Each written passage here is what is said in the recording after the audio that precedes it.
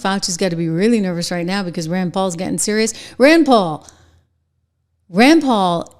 is like a dog with a bone when it comes to Fauci. I mean, he's a libertarian at heart. He really didn't like the whole shutdown thing that came about and all the ridiculous rules that came about and the power that Fauci seemed to just bask in. And it kept growing and growing and growing. Fauci's a little guy.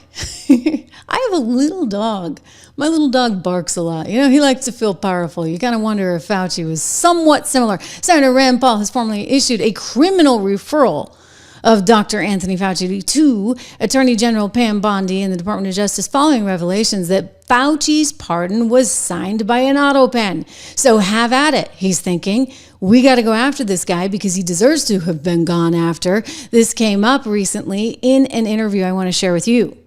The New York Times is reporting that Joe Biden's former chief of staff, Jeff Zients, was the one who approved the Autopen's use for the 11th hour pardons. That's the night before Joe Biden left office. They started pardoning all these people.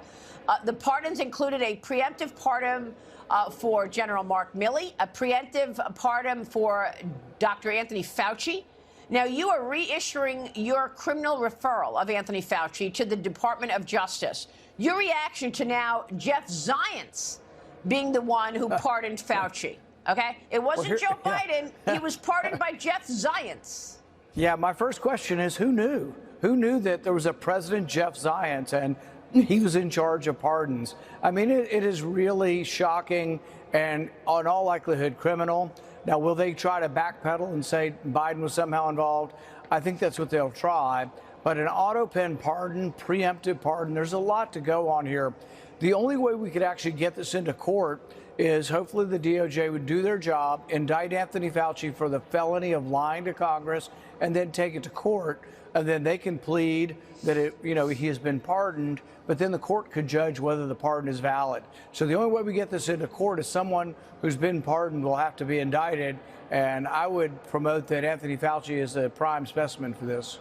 So I believe he said that he didn't do gain-of-function research. What specifically did Fauci lie about in front of Congress? About gain-of-function research. And in fact, we have him contradicted by several other members of the NIH who testified and said, of course, it was gain-of-function research. We also have the own words of the people receiving the money. The people receiving the money, the people who were the conduit with Wuhan, China, was a group called Eco Health Alliance. We have notes from them going back to the NIH saying, thank you for restarting our gain-of-function money. They actually acknowledged that it was gain-of-function. So, no, I don't think he has a leg to stand on here. And there are many observers of this who believe that he did lie and that he continued to change and modify the definition. In fact, one time when he testified, the NIH had changed the definition right before his testimony. In the hours before he came to testify, they had changed it on the website to a new definition. So he was playing games with words. Yeah, and I wonder how that all came about, right? So Anthony Fauci, he's now in jeopardy right now, given that the Autopen signed his pardon. And I think this is going to be big, guys. This is just the tip of the iceberg. I mean, they were doing all kinds of stuff. I mean, Comey's in jeopardy. You've got Brandon in jeopardy. You got all kinds of people in jeopardy right now.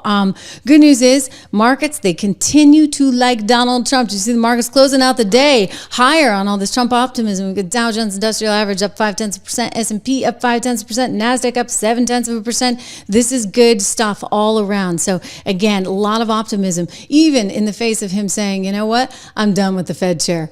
I don't need this Fed chair. Listen, I want you to go over to 76research.com. Use my code word dollar. This is my company that I started with a very dear longtime friend who spent 20 years on Wall Street, ran billions of dollars. And you know what? We've made you some money if you've been in it. Take a look at the portfolios while you're there because there's a lot of things to pick from, a lot of things that you should be investing in right now because this is going to continue. I firmly, firmly believe it.